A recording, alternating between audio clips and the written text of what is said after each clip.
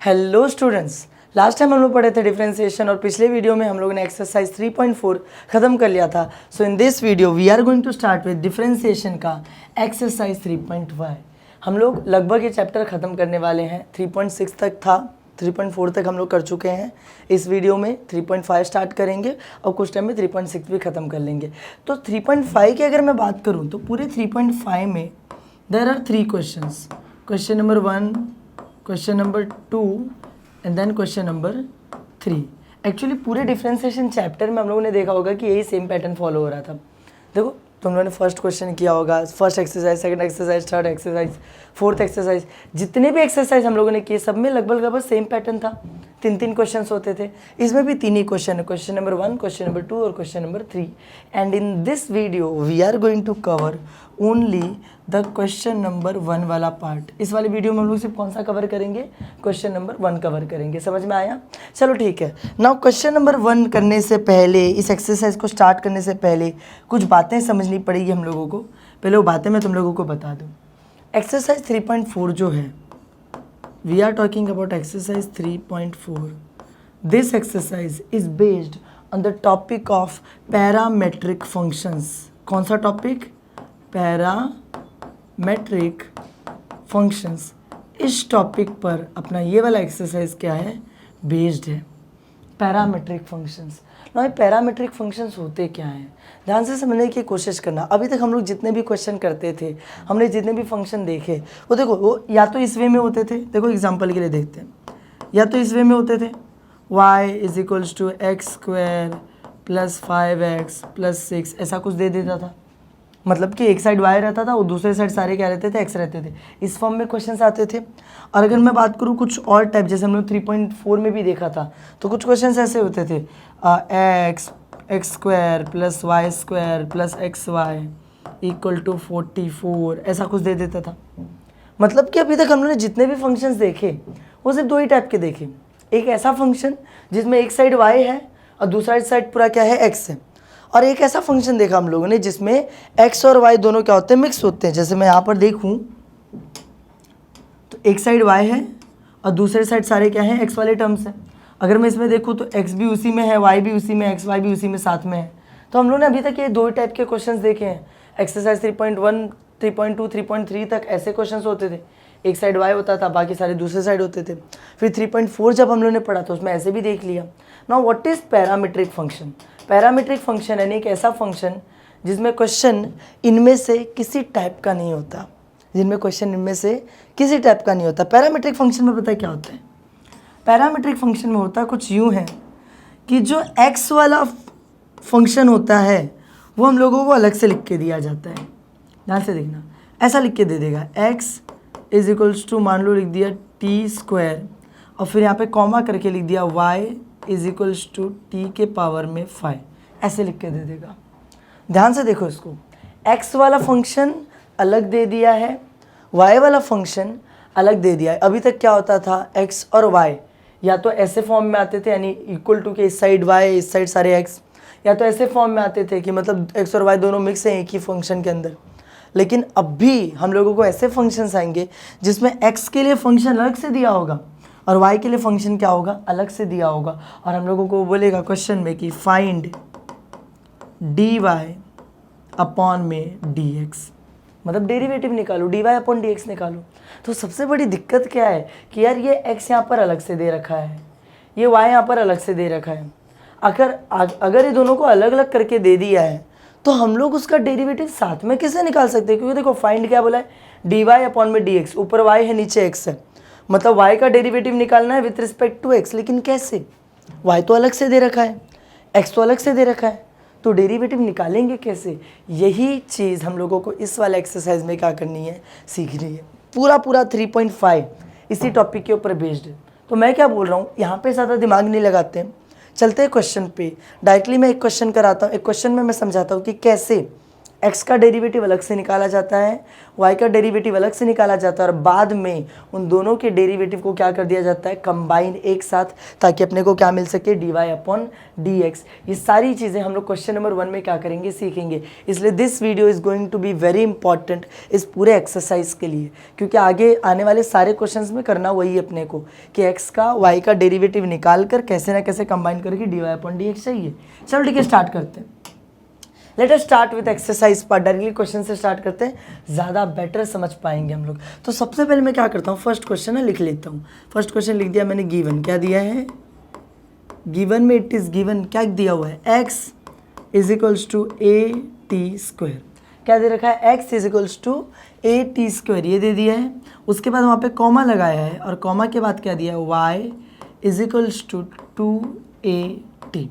हम लोगों को दो फंक्शन दे रखा है, एक x का फंक्शन दे रखा है x is equals to at², एक y का फंक्शन दे रखा है y is equals to 2at। समझ में आया।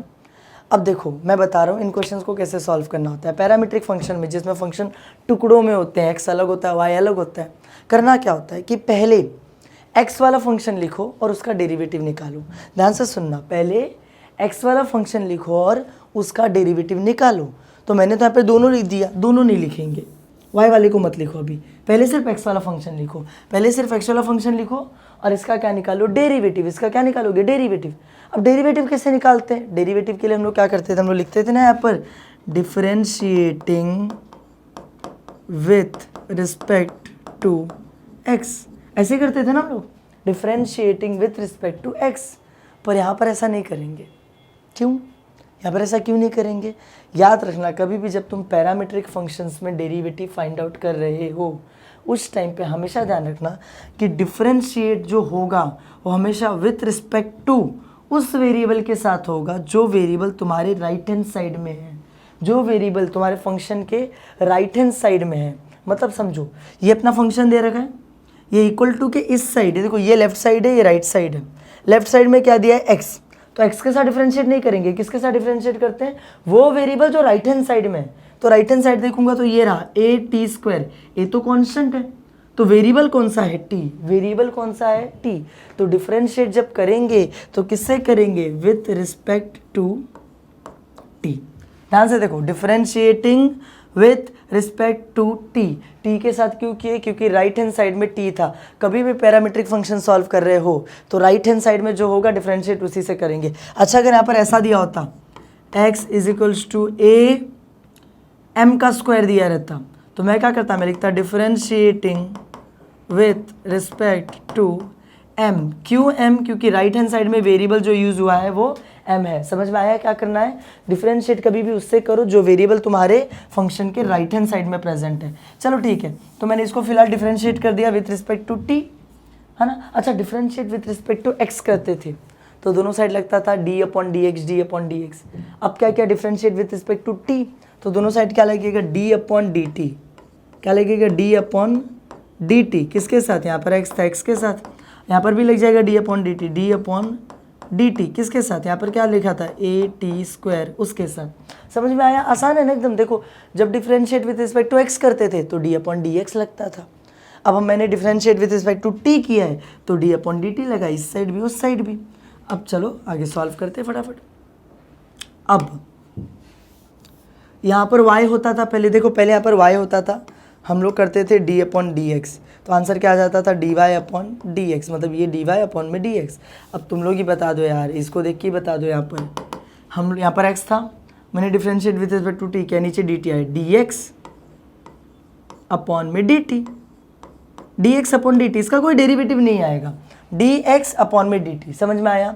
और यहाँ पर डेरिवेटिव कैसे निकालेंगे, यहाँ पर अगर मैं ध्यान से देखूँ तो ये जो a है, ये a कांस्टेंट है, a क्या है, कांस्टेंट है। मैंने तुम लोग को बताया था जनरली a, k, c ये सारे कांस्टेंट्स को डिनोट करने के लिए यूज़ होते हैं। तो a यहाँ पर कांस्टेंट है, तो अब कांस्टेंट मैंने क्या बोला, जब कांस्टेंट किसी के साथ होता है तो उसका डेरिवेटिव नहीं लिया जाता। अगर कांस्टेंट अकेला आया है तो उसका डेरिवेटिव क्या होता है, 0। लेकिन यहाँ पर कांस्टेंट क्या t² के साथ है तो उसका डेरिवेटिव नहीं लेंगे, तो मैं a को एज इट इज़ a लिख दूंगा, खत्म। तो डेरिवेटिव किसका लेंगे, डेरिवेटिव लेंगे इसका, t² का। t² का डेरिवेटिव क्या आ जाएगा, 2t। t² का डेरिवेटिव क्या आ जाएगा, 2t। इतना तो हम लोगों को आता है। तो अब ये हो जाएगा dx, अब ये क्या हो जाएगा dx अपॉन में dt is equals to 2 into a into t, मतलब कि 2at। खत्म। ये हम लोगों को मिल गया dx अपॉन dt, यानी x का डेरिवेटिव। किसका डेरिवेटिव मिला अभी? x वाले का डेरिवेटिव। अब अपने को y वाले का डेरिवेटिव निकालना है। किसका डेरिवेटिव निकालना है? y वाले का। तो चलो फिर चलते हैं ऊपर। यहाँ पर एक पार्टीशन बना, y क्या दिया? y इज इक्वल्स टू 280 दे रखा है। y इज इक्वल्स टू क्या दे रखा है? 280। तो मैं यहाँ पर एक पार्टीशन बनाता हूँ और यहाँ पर लिखता हूँ नाउ। यहाँ पर क्या लिखूँगा? नाउ। अब मैं y का फंक्शन लिख लेता हूँ, y इज इक्वल्स टू 280। इसको भी वैसे ही सेम सॉल्व करेंगे जैसे इसको किए थे। इसको लिखे थे, फिर क्या किए थे? Differentiating with respect to T.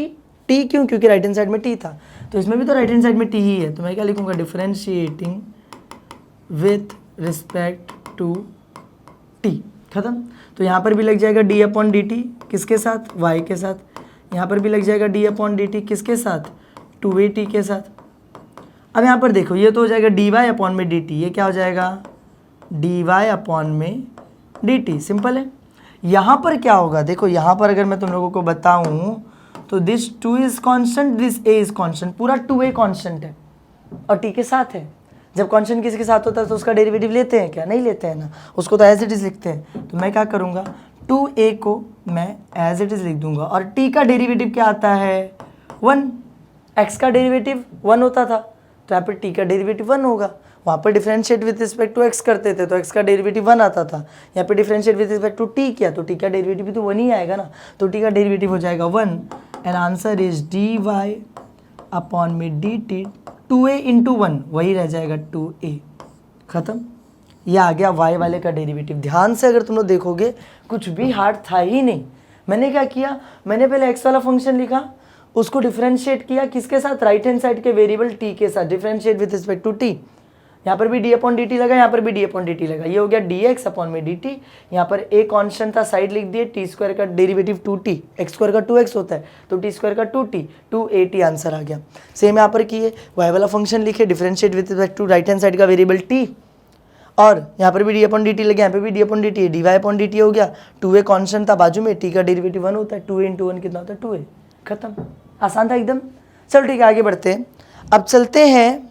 अच्छा, ये क्वेश्चन खत्म नहीं हुआ है, अभी क्वेश्चन खत्म नहीं हुआ है। अभी तो हम लोगों ने दोनों का डेरिवेटिव निकाला अलग अलग, x का डेरिवेटिव अलग निकाला और y का डेरिवेटिव अलग निकाला। अपने को आंसर में क्या चाहिए? dy अपॉन में dx। अपने को आंसर में क्या चाहिए था? dy अपॉन में dx, यानी x और y दोनों साथ में चाहिए। इसके आगे अब देखो, सबसे इम्पॉर्टेंट स्टेप तो अब यही है। इसके आगे ऐसा लिखा जाता है कि देयरफॉर क्या निकालने का हम लोगों को? dy अपॉन में dx। तो अब dy अपॉन dx पता है कैसे निकालते हैं? ऐसे लिखने का dy अपॉन dx, फिर लिखने का इक्वल टू, फिर क्या लिखने का? Equal to. यहाँ पर ऊपर देखो, ऊपर क्या लिखा हुआ है? dy लिखा हुआ है ना, तो dy से रिलेटेड चीज़ तुमको कहीं दिख रही है क्या? ये इसमें कहीं पर dy है? नहीं। इसमें कहीं पर dy है? हाँ, यहाँ पर dy है। क्या है? dy अपॉन dt है।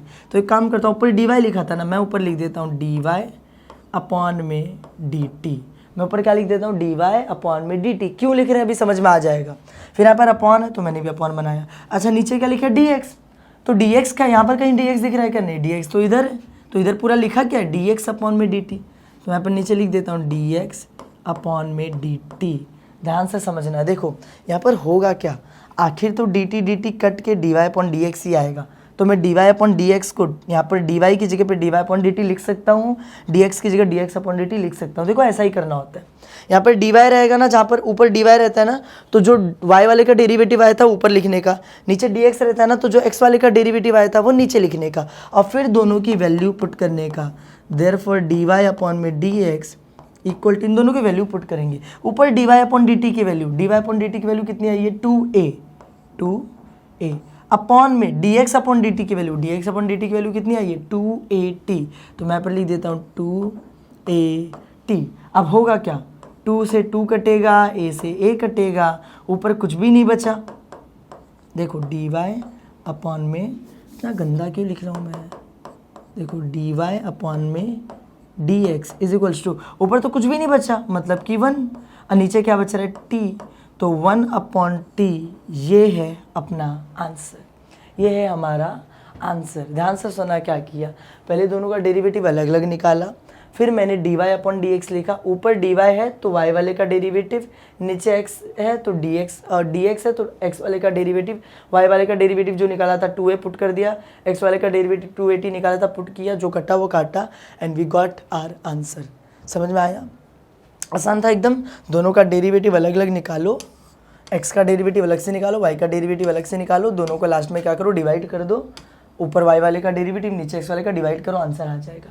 आसान है एकदम। और बस एक चीज़ का ध्यान रखना, क्या कि जब तुम लोग डेरिवेटिव अलग अलग निकाल रहे हो इन दोनों का, तो differentiate with respect to x मत लिखना, डिफरेंशिएट विथ रिस्पेक्ट टू वो वाला वेरिएबल जो राइट हैंड साइड में, यहाँ पे t था तो t लिखे। समझ में आया? चलते हैं क्वेश्चन नंबर 2 पे।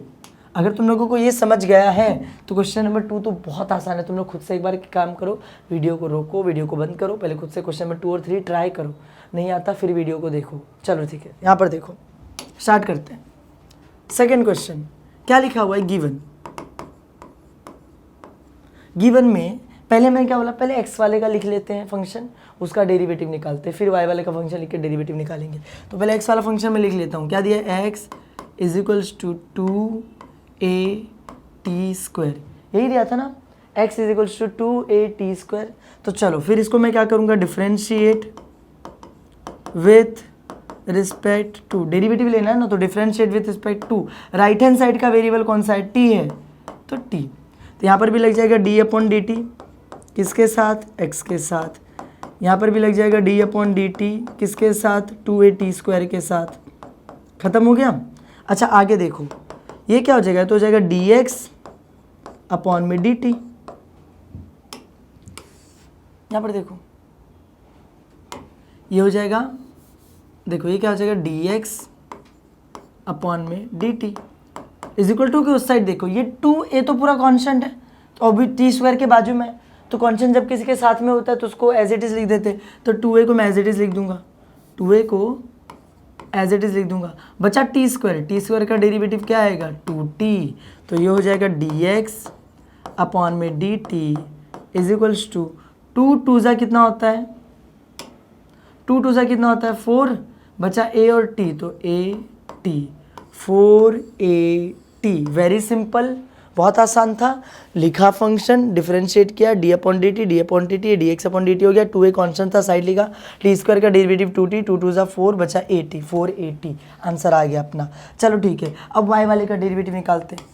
अब किसका डेरिवेटिव निकालेंगे, y वाले फंक्शन का। यहाँ पर एक पार्टीशन बना देता हूँ मैं, यहाँ पर लिखता हूँ नाउ, क्या now, y is equals to a और t के पावर में 4, a और t के पावर में क्या दिया है, 4। खत्म हो गया। अब इसको भी डिफरेंशिएट करेंगे विथ रिस्पेक्ट टू t, तो मैं यहाँ पे लिख देता हूँ differentiating with respect to t, तो इधर पे भी d अपॉन डी टी आ जाएगा, किसके साथ, y के साथ, इधर पे भी d अपॉन डी टी आ जाएगा, किसके साथ, a t के पावर में 4 के साथ।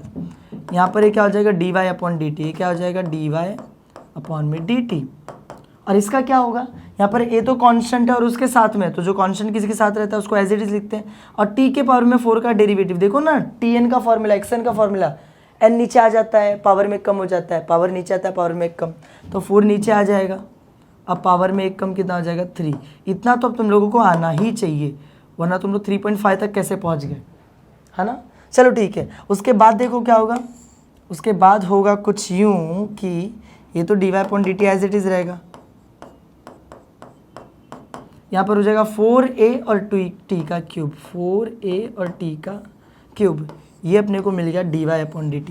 ये क्या मिल गया, dy अपॉन dt। यहाँ पर x वाले का डेरिवेटिव मिल गया dx अपॉन dt, वहाँ पे y वाले का डेरिवेटिव मिल गया dy अपॉन dt।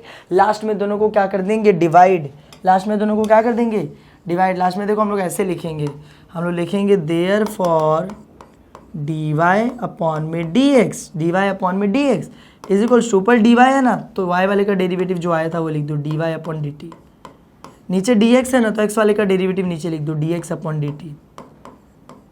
अच्छा, तो देयर फॉर dy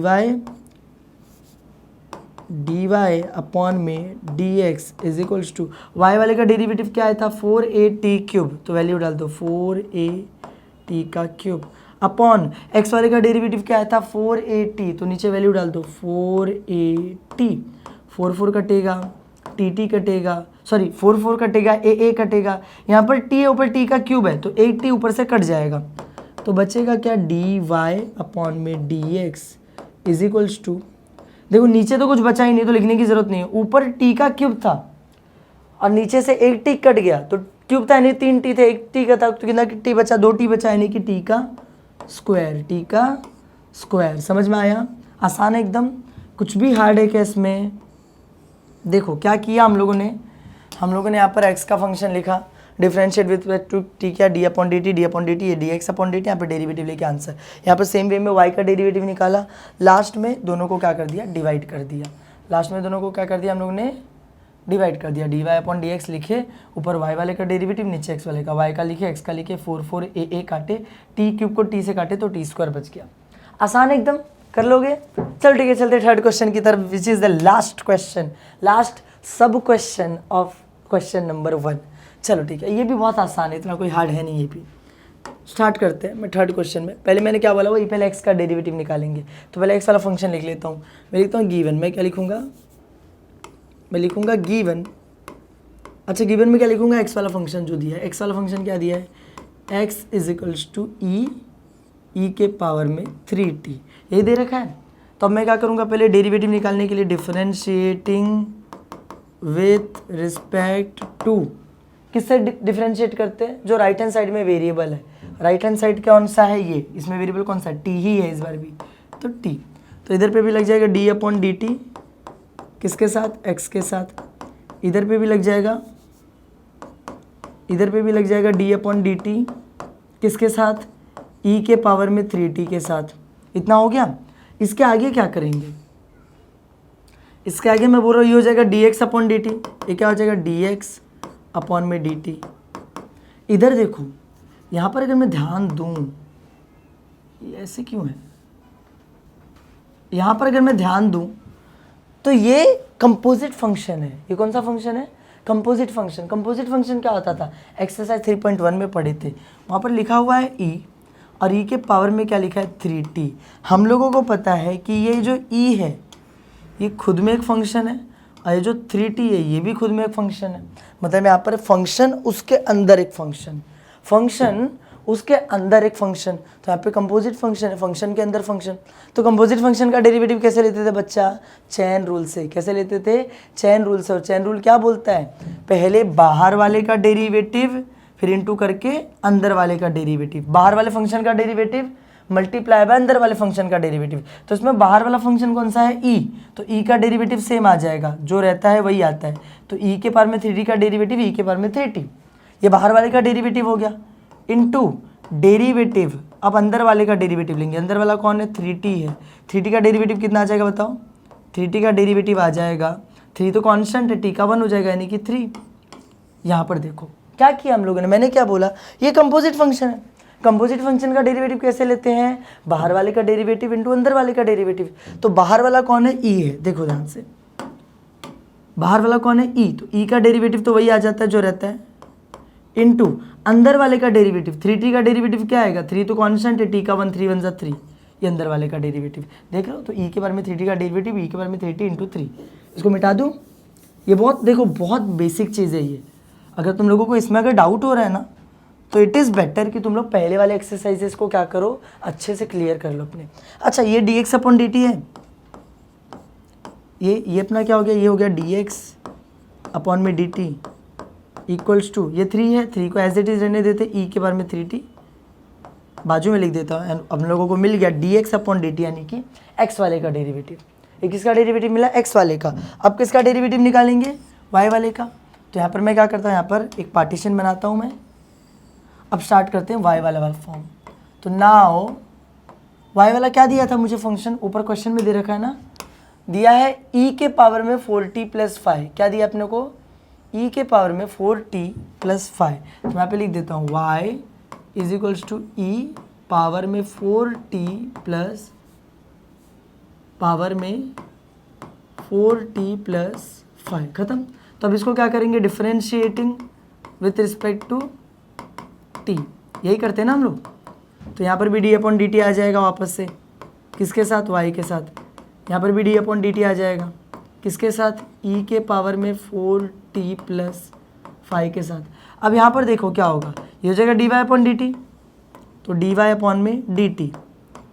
इस साइड क्या होने वाला है, अगेन जैसे ये कंपोजिट फंक्शन था, ये भी कंपोजिट फंक्शन है, तो डेरिवेटिव भी तो वैसे ही लेंगे चेन रूल से। पहले बाहर वाले का डेरिवेटिव, बाहर वाला फंक्शन कौन सा है, ई, तो ई का डेरिवेटिव जो रहता है वही आता है, तो ई का 4t प्लस 5 था, ई के बारे में वही आ जाएगा पावर में 4t प्लस 5। फिर क्या करते हैं, इनटू, अब किसका डेरिवेटिव लिखते हैं, अंदर वाले का। अच्छा, अंदर वाला फंक्शन कौन सा है, 4t प्लस 5, 4t प्लस 5, इसका डेरिवेटिव देखो क्या होगा, 4 कांस्टेंट और t के साथ है, तो 4 को तो एज इट इज लिखेंगे, t का डेरिवेटिव 1 प्लस 5 कांस्टेंट है, अकेला है, अकेले कांस्टेंट का डेरिवेटिव कितना होता है, 0, 4 1 जा 4 प्लस 0 कितना होता है, 4। मतलब मिला जुला कर उस पूरे का डेरिवेटिव कितना आ जाएगा, 4। तो मैं वहाँ पर क्या कर देता हूँ, मैं वहाँ पर डायरेक्टली लिख देता हूँ 4। इतना समझ में आया। तो अब हो जाएगा ये डी वाई अपॉन में d t is equals to, ये 4 बाजू में लिखता हूँ, ई पावर में 4t प्लस 5। ये मुझे मिल गया y वाले टर्म का डेरिवेटिव। x वाले का भी डेरिवेटिव मिल चुका है और y वाले का भी डेरिवेटिव मिल चुका है। अब फाइनली हम लोगों को दोनों को क्या करना है, डिवाइड। फाइनली दोनों को क्या करना है हम लोगों को, डिवाइड। तो डिवाइड कैसे करेंगे, मैं यहाँ पे लिख दूंगा देयरफॉर डी वाई अपॉन में डी एक्स, यही तो चाहिए ना अपने को। तो ऊपर डी वाई है, तो y वाले का डेरिवेटिव क्या है, d y upon d t, लिख देता हूँ मैं d y upon d t. नीचे dx था, तो x वाले का डेरिवेटिव क्या है, dx अपॉन डी टी, तो यहाँ पे लिख दिया dx अपॉन डी टी। इतना समझ में आया।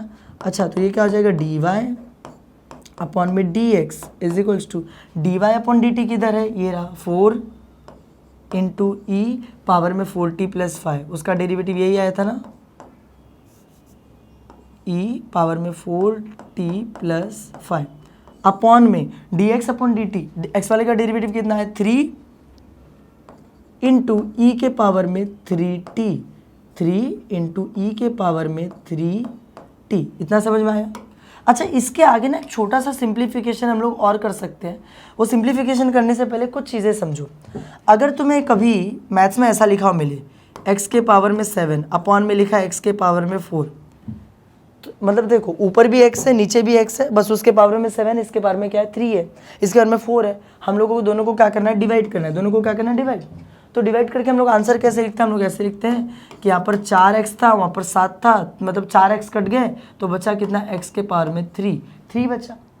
सिंपली पता है हम लोग करते क्या है, कभी भी जब दो सेम नंबर डिवाइड होते हैं, मान लो ऊपर x है नीचे भी x है, ऊपर x के पावर में a है नीचे x के पावर में b है, जब भी दो नंबर डिवाइड होते हैं तो होता क्या है, एक सिंगल x आता है और इनका पावर क्या हो जाता है, माइनस a माइनस नीचे क्या है b, a माइनस b हो जाता है। हम लोगों को पता है जब भी दो सेम वेरिएबल डिवाइड होते हैं तो उनका पावर क्या हो जाता है, माइनस हो जाता है, सब्ट्रैक्ट हो जाता है। तो यहाँ पर अगर मैं ध्यान से देखूँ, तो डी वाई अपॉन में d x is equals to, ऊपर भी ई है नीचे भी ई है, तो ये दोनों ई कटेंगे, ये 4/3 ऐसे ही देखो, ऊपर का 4 ऐसे ही रहेगा, नीचे का 3 ऐसे ही रहेगा, बस ये ई के साथ कटेगा, एक सिंगल ई आएगा। जैसे यहाँ पर देखो क्या होता था, मैंने बोला था ना x के पावर में a है अपॉन में x के पावर में b है, तो x कटेगा, सिंगल x आएगा, बस पावर में क्या हो जाएगा, a माइनस बी। तो यहाँ पर भी ई कटेगा, एक सिंगल ई आएगा, अब पावर में क्या हो जाएगा, ऊपर कितना था 4t प्लस 5, ये वाला पावर माइनस नीचे कितना पावर दिया 3t, मतलब दोनों का पावर क्या हो जाएगा, माइनस हो जाएगा। दोनों कटेंगे, सिंगल ई बचेगा, उन दोनों का पावर क्या हो जाएगा, माइनस हो जाएगा। तो सिंपली अपने पास बचेगा क्या, यहाँ पर रहे डी वाई अपॉन में d x is equals to 4/3 e power में देखो 4t में से 3t निकाला, कितना बचा t, और क्या है वहाँ पे plus 5। This is our final answer, क्योंकि इसके आगे सिंप्लीफाई नहीं हो सकता। तो ये अपना क्या है, फाइनल आंसर है। ध्यान से समझने की कोशिश करना, ज़्यादा कुछ किया नहीं हम लोगों ने। क्या किया हम लोगों ने, x वाला जो फंक्शन था उसको अलग से लिखे, उसका डेरिवेटिव निकाले D upon d T, chain rule लगा के अपना आंसर आ गया। y वाला भी फंक्शन अलग से लिखा, उसका भी डेरिवेटिव निकाला, चेन रूल लगा के आंसर आ गया। फिर लास्ट में मैंने क्या किया, जैसे हम लोग डिवाइड करते थे वैसे हम लोग ने यहाँ पे क्या किया, डिवाइड किया। ऊपर d y upon d t का आंसर लिखे, नीचे d x upon d t का। 4 और 3 तो नहीं कटा, ई और ई दोनों सेम है तो कट गया, और उनका पावर क्या हो गया, माइनस। जब दो सेम वेरिएबल डिवाइड होते हैं तो उनका पावर क्या होता है, माइनस होता है, सब्ट्रैक्ट होता है। तो उन दोनों का पावर क्या हो गया, माइनस हो गया। 40 में से 3t गया, t plus 5, and this is our final answer. और इसी के साथ अपना क्वेश्चन नंबर 1 खत्म होता है। क्वेश्चन नंबर 2 जो है वो हम लोग अगले वीडियो में स्टार्ट करेंगे। ये वीडियो यहीं पे खत्म करते हैं। अगर वीडियो पसंद आया हो तो वीडियो को लाइक करना, चैनल को सब्सक्राइब करना। मिलते हैं नेक्स्ट वीडियो में। Thank you.